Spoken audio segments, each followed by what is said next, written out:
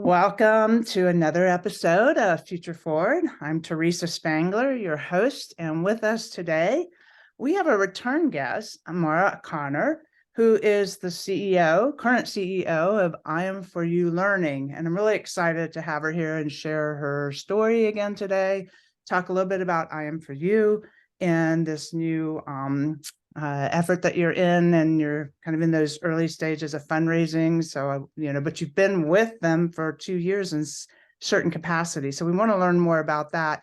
But also, I just learned, which I maybe knew and forgot, that you are also a Duke University undergrad, and that you also worked for Prentice Hall as the editor-in-chief for, is it Pearson, a new initiative that they had years ago. So just such a rich background, and it sounds like you bring a lot of educational background to this new educational entity that you're working with. So I'm going to kick it off, and I want you to just maybe start right in to tell us a little bit about IM4U and where you are in the stages of IM4U today.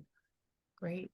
Well, good morning, and thank you for having me on your podcast. I appreciate the opportunity to be a return guest.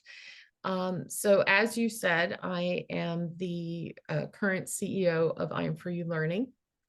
I'm actually a fractional CEO because we're in early stage startup. And that means that we're doing a lot of work, fundraising, and taking IM4U to market. I got involved about 2 years ago. The founder happens to be the bass player for Jimmy Buffett's Coral Reefer band. So for any Buffett fans out there, I am working very closely with Jim Maura, who's Buffett's bass player, longtime bass player. And the way that IM4U got... Yeah, you'll have to share a little more about how that came about for him, but keep going. How that came about, yes. I'll tell a little bit about that story. So just the backstory on that. So Jim, in addition to being a gifted Buffett musician, he is also a very gifted songwriter and children's musician. And he, several years ago, had several #1 hits on satellite radio, Sirius satellite radio. And then he started playing gigs in schools and assemblies and traveling worldwide, singing to children. And when he was talking to teachers, he had young children so engaged. He said, look, their eyeballs are on me. How can I help you? What do you need? And the teachers, even years ago, were saying, we need help with social emotional learning. And social emotional learning is really teaching children those important concepts of respect, empathy, compassion, diversity, self-regulation, self-awareness, resilience. And so he connected with Ellen Booth Church, who is a very well-known global leader in early childhood education, specifically in social emotional learning. Her name may sound familiar to some, as she was involved with Clifford the Big Red Dog, PBS Kids, Scholastic, well published. And together they with some other educators started writing activities that went along with Jim's songs. And the songs had themes around each of those concepts. So fast forward, I came along 2 years ago, and they had a physical deliverable originally. It was CD box set and books. I came along 2 years ago, actually through our shared connection of CEOX, which identifies women for CEO rules. And Luann Abrams there connected me with Jim, and I took a consulting gig with him to help him think about the go-to-market strategy and put together a pitch deck and a business plan. And that consulting gig through my business, Catalytic Solutions, led to the CEO role. And so we've been together now for 2 years, working hand in hand on evolving the business strategy. We have a fantastic long-term vision as to scale this vertically and horizontally in every which way. But right now, we're launching our first product called Friendship Basics. And so IM4U is disrupting the SEL, social emotional learning market, starting at the pre-K through first grade, so ages 4 to 6, by blending music and play-based activities and storytelling in a platform that helps children understand those important concepts and teaches them the golden rule, essentially, be a friend to yourself and others. Yeah. And if they can learn that by age 5, so the research shows that by age 5, who we are as adults is fully formed as children, right? We have those, either we have those values or we don't. We have those skills or we don't. If they're not honed by age 5, then there's challenges academically and later in life success. But if they learn those skills by age 5, they are set up for academic and life success. So that's a little bit of a long story about how IM4U came to be and how I joined them. But as where we are now is at product market fit. We're about to close our first deal with a school, and we're actively fundraising. So we have some angel investors, but we're looking for a $2 million raise on our next round. So we're very bullish on where we're going. And we'll make sure that there's contact information for you when we put the podcast out. But one thing I wanted to go back to was, can you share a little bit about, you said you're getting ready to sign, I guess, your first school. Is this an online program? What is the program? How does it get, out there? Great question. So it's a software service product, SaaS product. It's really important that we're not the babysitter for children. So we are disrupting the market by coming into the market as both entertainment and education together, in a format online that teachers can use with children in the classroom. So the device becomes a vehicle to play the songs, to show the skit videos. There are lots of puppets in IM4U. And it becomes a prompt or a script of those activities for teachers. So it's a vehicle for the teacher, a resource for the teacher, to engage children. And the more engaged children are through music and play, the better they retain and learn the concepts. Yeah, awesome. That's very cool. Well, so what made you interested in this in the first place? How did you just decide this is the thing you want to do? And I do want to call out one thing, because we are both in CEOX, and for all those that I'll share those links too. But Luann Abrams, who is the CEO of CEOX, is on a mission to help women get into the CEO role. And so kudos to her too, because she's made some awesome introductions for us. And we'll talk a little bit more about that in the write-up. But she's waiting patiently to announce me too. Yeah, so kudos to Luann for her extraordinary mission and activation there. Yes. I got involved. So when she posted this role in CEOX, I immediately wrote to her a long email. This is personal for me. IM4U started out as an anti-bullying program in schools. Okay. And I had 2 children who were bullied mercilessly in elementary school for years. I mean, very bad, very, very bad traumatic experience for both of my children. And that led to learning issues, socialization issues, and other issues later on as they grew up. Now, both kids are in college and doing quite well and thriving right now. But for that period while they were in elementary school, it was a struggle. And the anti-bullying programs that our school district had were just slogans, and everyone was, skirting the issue under the rug, and they weren't really addressing the issue. And the issue was also with parents as much as children, I think, right? Because parents thought, well, this is not my child. At any rate, I witnessed the bullying firsthand in first grade with my one son, and then it just got worse. And so when I read the mission and Jim's backstory, I immediately wrote a long email to Luann and said, this is why I'm passionate about this. This is behavioral health and helping children not feel isolated, and doing something to help children help each other and learn that bullying is bad. Now, it is a pet project of mine. Behavioral health is a pet project of mine as a result of the bullying that my kids went through.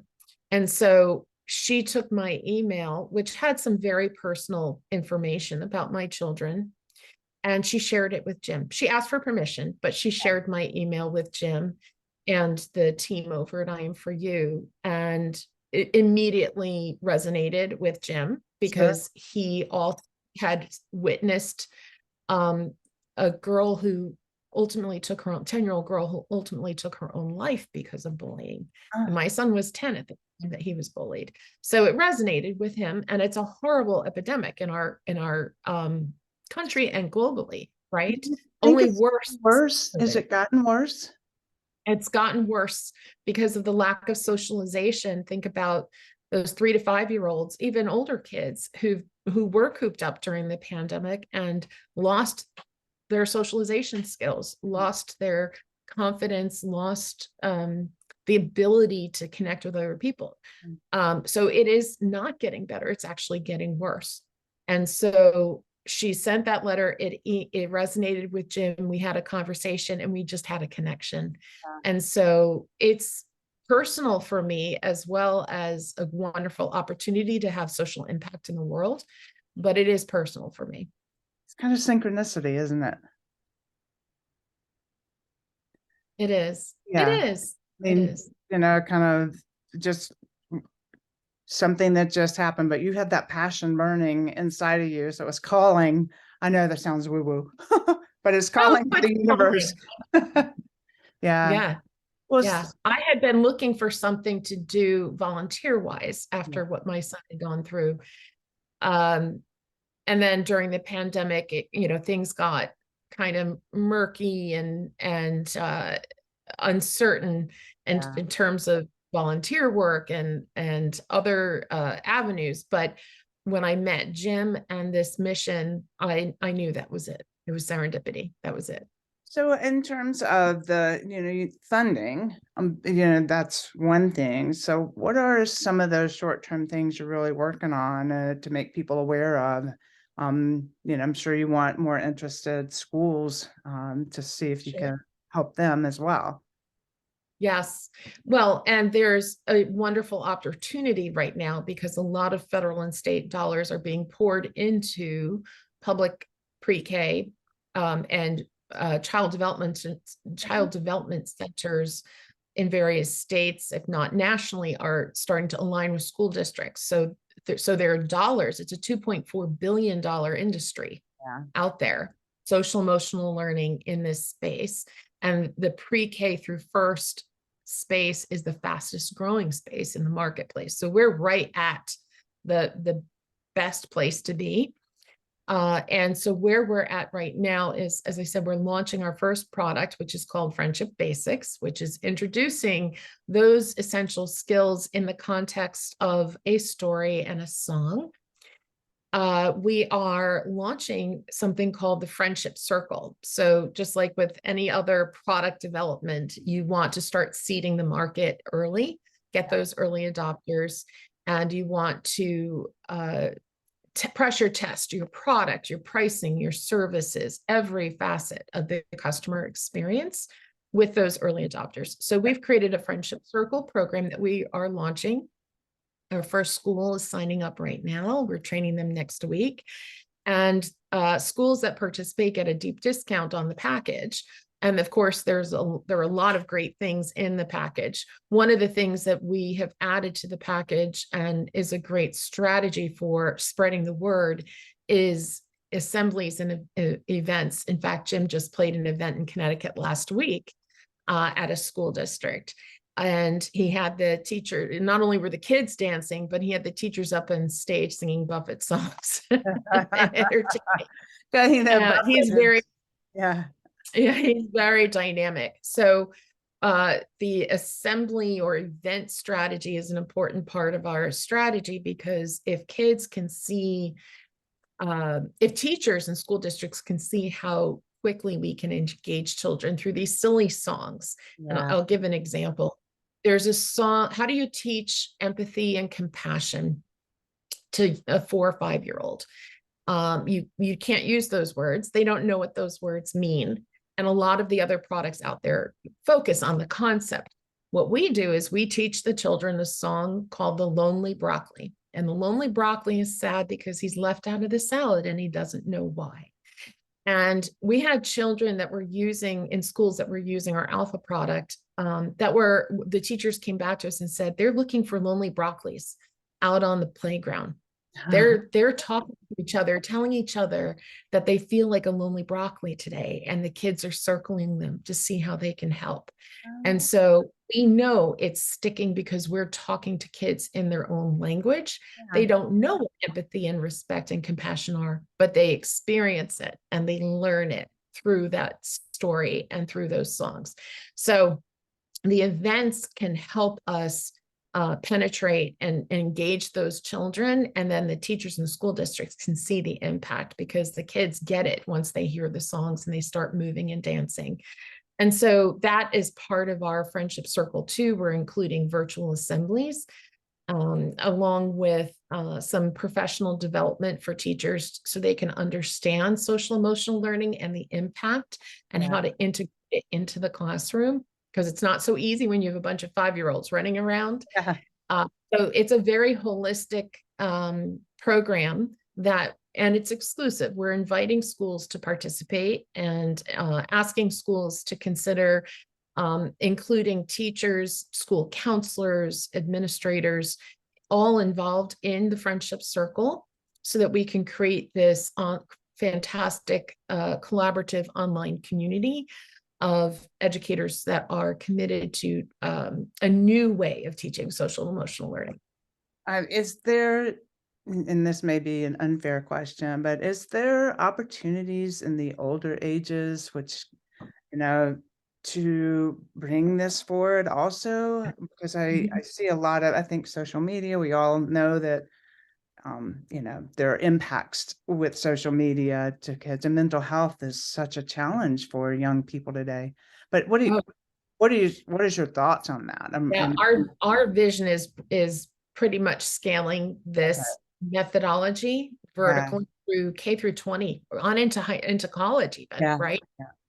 Even into the workplace, because social emotional concepts are important there too, and adults are impacted as well. Mental health issues, like I said earlier, it's an epidemic across our world. So yes, the way we immediately do that is through older children can be helpful in the classroom and mentoring the younger children. They can teach the song. So you can schools can involve older grades and older children as mentors. And in fact, when my son was bullied, by 6th grade, the school counselor and he was still in elementary school, but she had the brilliant idea of putting him with a teacher in kindergarten. I think it was kindergarten or 1st grade. And so he became a student mentor and assistant. Perfect scenario for older kids to get involved. But also we see just changing the songs a little, changing the activities and changing the songs to make them developmentally appropriate. Right now they are developmentally appropriate up through 6 years, maybe 7 years. Age. But Jim is like a chia pet with ideas and songs in his head. So I've seen him produce songs on demand. So he will create a new slew of songs that are developmentally appropriate at each incremental stage of life, stage of education. And then our educators will write the appropriate activities. So yes, our vision long-term is to scale this through college, maybe even enter into the workforce. And we see a lot of other applications for this methodology. We have a big vision, but as you know, with a startup, you have to start somewhere. Small that delights people. And once we get funded, we do have 3 more products to develop. One is an anti-bullying product. And one is digging deeper into the fundamental values that we're teaching, things like everybody is connected, everybody has strengths and weaknesses, all kinds of really good basic values that everyone needs, right? Everyone needs to follow.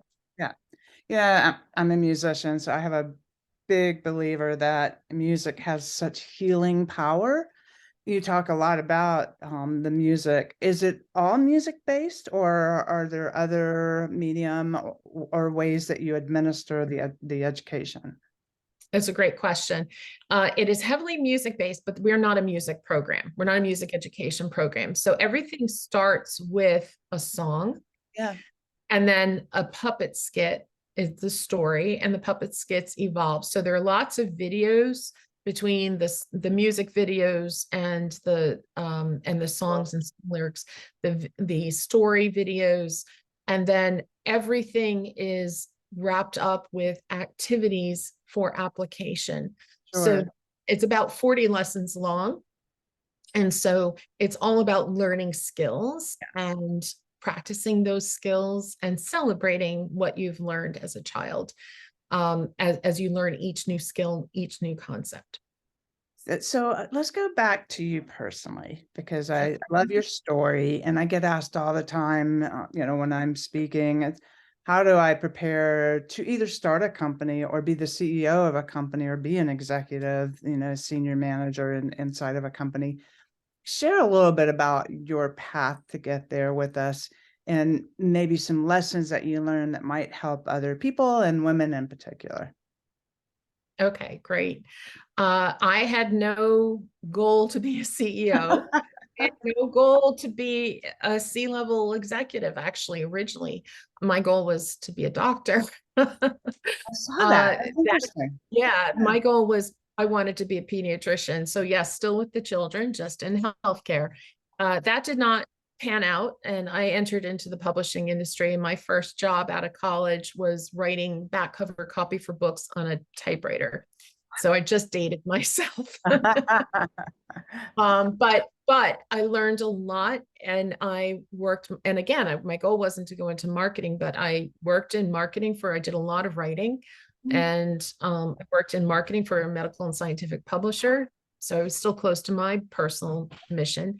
And then I went into sales for a while, and then moved around the country for a while due to work. And then I was pulled back into what we call editorial. So it's equivalent to product development today. I wasn't the person with the red pen, but I was the person who looked for authors or looked for people who had a passion like I have around creating something new. And so I spent several years of my career fostering that and developing authors. When we went through the digital transformation after 2000, authors became digital product ideas, right? And so I was the editor-in-chief of Pearson's Prentice Hall Nursing. It became Pearson Health Sciences. And for 15 years, I led that portfolio, grew that portfolio. So in essence, as editor-in-chief and then later VP of product, of digital product, I was the CEO of my portfolio, right? I had a team, a cross-functional team. We built a pipeline. I got the projects funded, not a pitch, right? I had to answer the same questions you answer in a pitch initially. I had to get the funding. Yes, the funder was Pearson, but in some cases, I was asking for millions of dollars. Yes. Similar to what I'm asking for today. And the process was very similar. In fact, I look today at some of these venture companies and their sponsors, and I'm like, you're doing what I did for 15 years at Pearson. Yeah. So it's the same skills. And then you develop the product and you have to take it to market. So there's the whole go-to-market strategy and the execution of that and the sales rollout, and then the implementation and the ongoing care and feeding. So in many ways, my brain was hardwired for this work. Sure. I didn't realize it at the time, but now when I look back on it, that was the best experience to prepare me for today. And then when I left Pearson, I wanted to leave a big corporate job and help a smaller company. Yeah. And I ended up as COO of a healthcare tech company. And my interest in that at that point was really just to help a company evolve into what it could eventually be. The CEO founder wanted to sell the company in a couple of years. So I worked side by side with her to transform what was a family company, essentially 30-year-old family company, into a new culture, new processes, new digitization, people transformation. And then I led that to a successful exit in 2017. And she exited, and I went on with the private equity company that bought us. I went on and continued in COO role, but then my role evolved to merge the other 5 companies they bought into a unified people, product, and process and platform. So I did that for a couple of years, and then I also went into nonprofit space as a chief administrative officer for a while until the pandemic hit. And then I ended up moving back to the Philadelphia area during the pandemic. And that's when I started my own consulting business.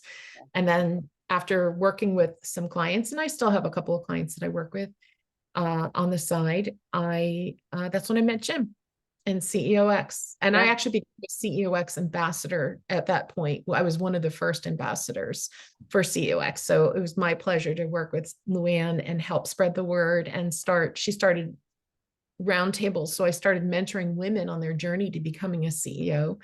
And that was a lot of fun after going through the program. Roundtables, I think they're great. Yeah. So I want to unpack a couple of things. First of all, because I do a lot of innovation and product management cohorts, and that experience we always share when we're doing these, that it is what will lead you to being a very successful entrepreneur or CEO, because it is your business. I love that journey. I just want to bring that down to a lesson that sometimes I think young professionals maybe overlook these roles because they want the bigger thing in the future. But, I think just patience and learn everything you can in this role, because I think you're a great example of that. And then I bring back the cohort, because, Luann's did a great job at CEOX of bringing women together in smaller cohorts. And that peer-based support in the way that she's doing it has been wonderful. So with young professionals, where can you build your own cohort? Where can you find a good, successful group of cheerleaders or support or mentors around you? Those are two call outs I think you've mentioned that could help. Yeah, I think that latter point in particular is important. And I was just on another podcast last week talking about this same subject. Yeah. And if I had one, there's many things I would change about my path, right? But if I have one piece of advice, it's find yourself a mentor. Yeah. I did not do that. I was, and probably like a typical 20-something-year-old thought, oh, I can do this on my own. Yeah. It is important to find someone who believes in you and can mentor you. Now, I didn't particularly seek that out. I was very fortunate in my career that I had people along the way that invested their time with me and gave me opportunities. And they were, when I look back on it, mentors to me. And there are a couple of them that come to mind when I always have their voice on my shoulder, like, what would so-and-so do? How would so-and-so view this situation? And I found that even though one of them is deceased now, there's something in me that still allows for that person's mentorship to still be a guidepost for me. And so I would suggest that young people seek out mentorship or peer groups wherever they can. So I know there's like the American Businesswomen's Association. COX is more for executives. Right. And there are a lot of groups for executives like Chief and Athena, something or other. And COX has been the best as far as I'm concerned, because it's an organic, really thoughtful, true sisterhood, if you will, of executive women. But find your peers or find people in those organizations in which you work currently. Yeah. And don't be afraid to ask them to be a mentor and learn and listen. I think the other piece of advice I would give, and again, this is something I learned in my 30s, is don't feel you have to be the first person to speak up. There's a lot of value in listening, and listening actively is an important skill that we don't learn when we're young, but it becomes increasingly more important in your professional journey. And I found when I was sitting at the table, particularly at Pearson, there were people that didn't speak up a lot, but when they did, everybody listened, and what they said was impactful. And there's one woman in particular I have in mind there. And so she is one of those people I think of, okay, how would she handle this? Would she jump in? Would she say something? And so that's another great piece of advice for young people is listen actively to the people around you.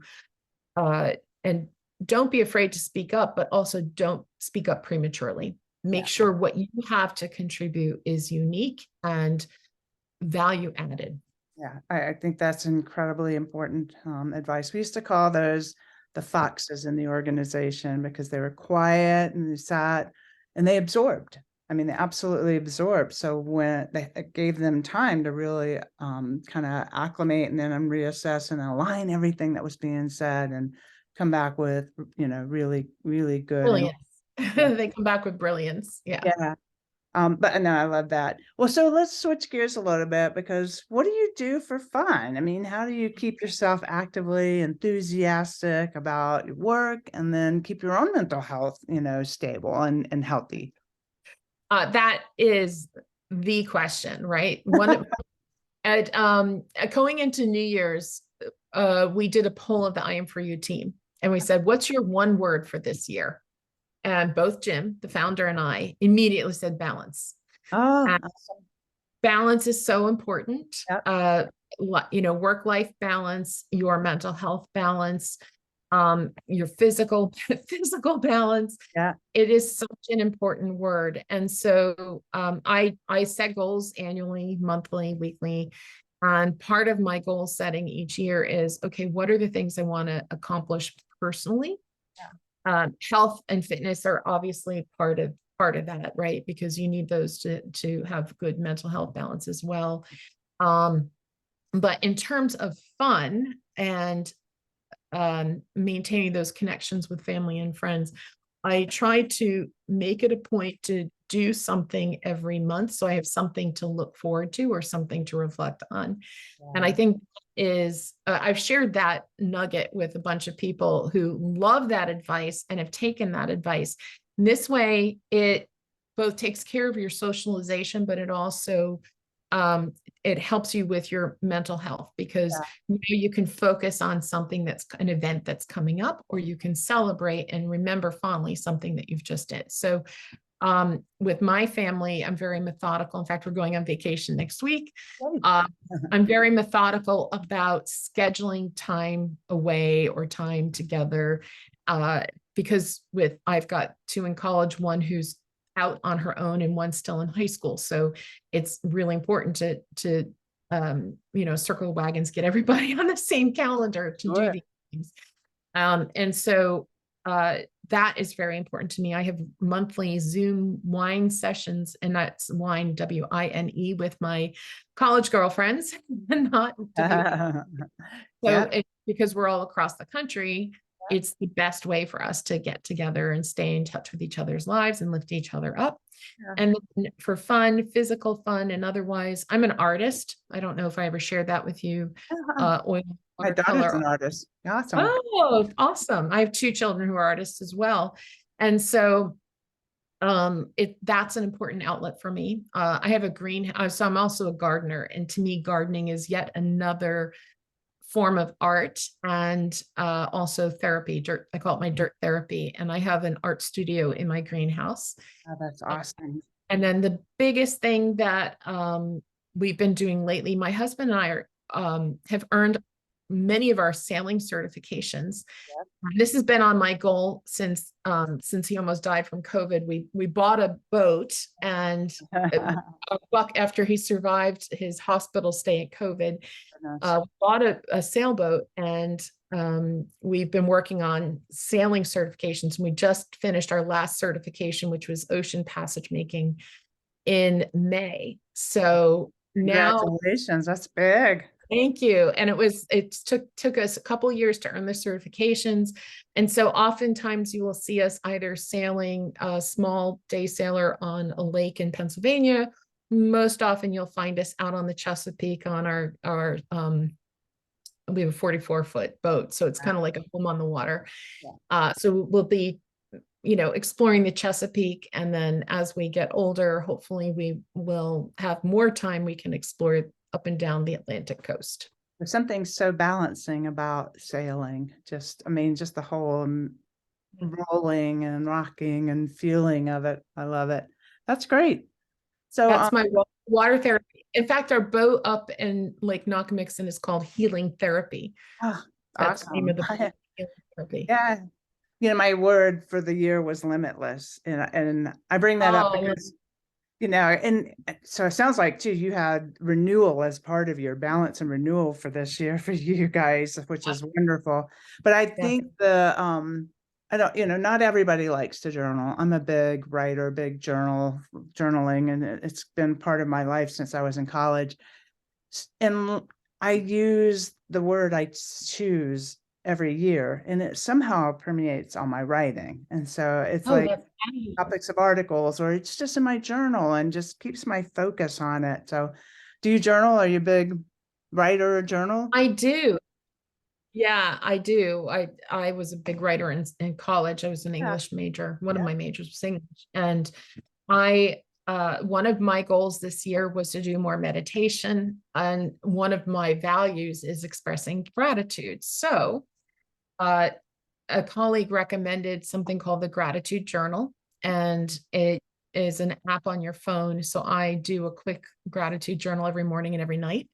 It comes up at 6 a.m. and 8 p.m. And so it's a great start to the day and end to the day. It only takes 5 minutes. Yep. I can do my affirmations, my meditation, but also I can write about those things that I'm grateful for, or what my intents are. And so I was never good with maintaining a physical journal, but this app makes it very easy for me to. I think it's you pick the method that works. And I think everybody should pick a method. Stick to it. Yeah, absolutely. So what do you see, let's just say maybe the top 3 things for the back half of 2023 that you see if you put your old magic ball out, as it goes for life or for your efforts at IM4U? Well, of course, I hope we get funded. Yeah. That's my first one. Yeah, you're going to get funded. We'll say it out there. Universe is going to. We're going to get funded. Yeah. It's like all the ducks are in a row. We're going to get funded. We just need to find that anchor investor. Yeah. I've been talking a lot and thinking a lot about AI, as we all have, the impact of AI. And, there's a lot out there in the media and discussions about the warnings and, the negative impacts. And certainly those concerns are all valid. I am not dismissing those at all. But I have given a lot of thought about the opportunities as well that AI can present. And my thinking is my prediction is that we're going to see a transformation, a societal transformation, the way we did when the internet hit in the 90s. Yeah. Right. So if we think back to the 90s and, before my first job, there was one desktop computer for the whole team. Yeah. So it was, and, they had just introduced computers at Duke. My senior year in college, they just introduced Macs. We saw how the internet changed how we work, how we plan, how we communicate. it drove huge innovation, right? And transformation of us as a society. And then the next big change happened around 2001 with mobile devices. Even though I started using handheld devices in the mid 1990s, the advent of the iPhone, for example, and iPod changed entire industries went out of business, right? Yeah. It Yep. changed how we purchased, how we Right. communicated, how we take pictures. It changed every facet of our lives. It changed commerce, and it changed jobs and how we work and our productivity. So AI, I believe, will be the next big transformation, and we should not be afraid of it. We should, of course, have caution, Yeah. but it's going to fuel innovation. Yeah. And we've been here before as a society. And so we can't be like an ostrich and bury our heads in the sand. We need to prepare for it. And so what that means is it's going to change how we work, productivity, very nature of the workforce. It's going to Yeah. change Right. what the roles are, what the rules are for those roles, and who does them and how, because it may be AI that does them in the future. And that doesn't mean that jobs are going away. It's just going to mean that they're going to be new jobs, new Right. roles. And again, it's going to fuel innovation and how we communicate. And I think one of the biggest concerns I have, and we need to face this, is disinformation. We are Yes. in a data-driven culture now. And so it's going to be very important to be able to discern between good data and bad data. And AI is going to be a driver of that. Yes. And so it's more around, let's be prepared as a society to put the guardrails in place and foster this transformation as we have in the past. And we owe it to our young people who've not witnessed such disruption before. Totally. Prepare them for that transformation, because what they may be in college for now, or what if they're in high school and thinking about what they're going to be doing, may be completely upended by AI. Great example, young people who want to become lawyers.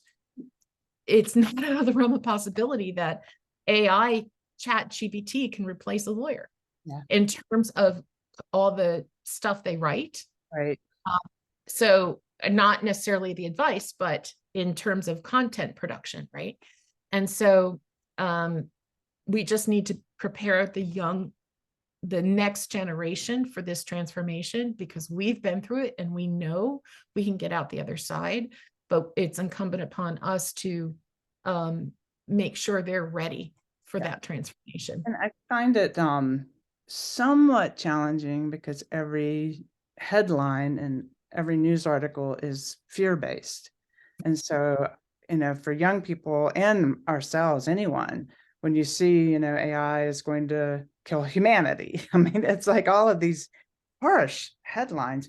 Yeah, I agree. There's innovation to mediate and negate misinformation. It can be used. Yes. If we're really innovative, we can manage the fear-based stuff. If we wait until it's an afterthought, it's too late. And I think that's where some people say we've kind of waited now and it's a little too late. I don't believe that. I think there's things that can be done. But I do agree. I mean, it's to get your hands around it. Are there 2 or 3 tips that you would share with people to say, okay, well, what do I do to prepare? Right. I think, first of all, understand the technology, right? I've played with it a little bit and I understand how it can help me in my day to day. Yeah. I'm not afraid of it. Fear of technology or fear of change could be an impediment. So I would say, face it. And I don't think that young people are necessarily afraid of it. I have worked with some folks, young people doing social media or other writing that are using it to themselves more productive, and kudos to them. That's great. I agree. I think it's the headlines that they're instilling a fear-based headline to get us clickbait, right? We want to read it. So Right. it definitely has fearful information about the negative effects of it. But Right. on the other side of that, all this positivity and useful, it can actually elevate creativity, it can elevate innovation, it can Oh, it elevate can us all in our, absolutely. Yeah, absolutely. My son's in school for graphic design. AI is gonna replace that, right? yeah, But it's not going to replace the human brain, yeah, right? It's not going. ChatGPT writes beautifully, but I've trained it to write beautifully, yeah, yeah, right? yeah, It writes like me. yes, And so that's where you think about, at the end of the day, humans still need to put their heart into something, right, right? right. The the reason ChatGPT can write my content beautifully, and I haven't used it a lot, so in case anybody's looking at my posts and thinking, no, I haven't social media, but I have used it for some emails. It's because my heart trained it, Yeah, my mind trained it, my heart, and I use the term heart because it's that emotional center, yeah, yeah, that sensitivity. That is something that you can't teach AI, to my knowledge, today, right? It's not sentient as far as I know, yeah, and it's not going to worry about how the recipient is going to receive an email, for example, or if you're going to say something to somebody and you don't want to hurt their feelings, it's not going to be able to anticipate that. right. But so I think my advice would be to learn the technology, explore the technology, know that your heart, your mind still matters in how you harness the technology Agree. and what you can do with it. It's an incredibly powerful tool. And I would say, as a lesson, because I got an email this morning, don't copy and paste it from ChatGPT and just put it in an email. Because it's People so do. obvious, I know. And I put that out on LinkedIn. It's like, what's wrong with this picture? You Yeah. really have an opportunity to take the content created and write around it and make sure that it's Amplify. clean and accurate, all those things. So just You can amplify it. Amplify yeah, it. I've seen a lot of social media posts that came straight out of yeah, I ChatGPT. know, I know, yeah. So I'm very mindful that, and I don't do that. I know, no, but it's definitely going to be a useful tool for all of us, and it's going to evolve very quickly. So we just need to get our arms around it. And it's going to fuel innovation. So the world as we know it is not going to be the same in 5 years. Think about how quickly we transformed from 2001 to 10 years later when I bought my first iPhone, because I Yeah, was still holding on to my Palm Pilot and Trio, I which are now know. no longer in business. So Right. BlackBerry. So think about how quickly that Yeah. transition, and how we learn, um, Yeah. how we communicate, how we learn, how we work together, how we pay for things. Yeah. It's going Medical, to I mean, I think nowhere more in healthcare do I see AI really transforming. So I think, there's so many examples of where innovation's happening, leveraging the technology, but and people it's going to drive other technologies. I mean, it's just, yes, it is. yeah, And people still, so I have a friend who works with a publisher now as a developmental editor, and she was telling me how she could use it to, a use case could be used to create scripts for animations that need to be designed, right down to, you could probably have ChatGPT or AI design the animations. yeah, yeah, And I used to think about like the tens of thousands of dollars that I spent on the people resources and the technology to create those animations, 20 years ago. And so it's going to advance learning methodologies, significant education, both in healthcare, but permeate all of education. But the healthcare, it's funny, the healthcare implications are vast. yeah, And I remember when I was COO of Hayes, and we had a very expensive, people intensive process to review clinical trial data and peer reviewed literature. absolutely.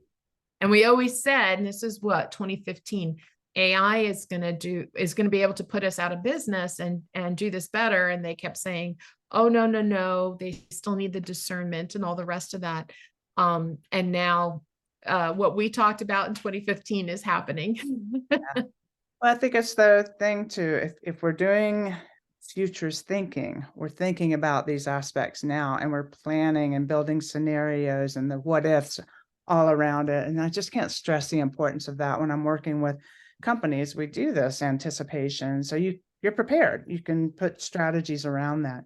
But we are running out of time, and I could keep talking forever about Yes, this me and the educational efforts that you've got moving forward. And I'm just very, very much going to hope for your incredible success and know that you Thank will you. be. Thank you And so Maura, much. Appreciate yeah, it. you're welcome. It's a pleasure. So we'll have you back again to give us Yeah, updates. to be Uh, continued. yeah, See if those absolutely. predictions come true. And thank you so much for having me on. I really appreciate it. It was a lot of fun. You're welcome and love it. So we'll be talking soon. Thank you.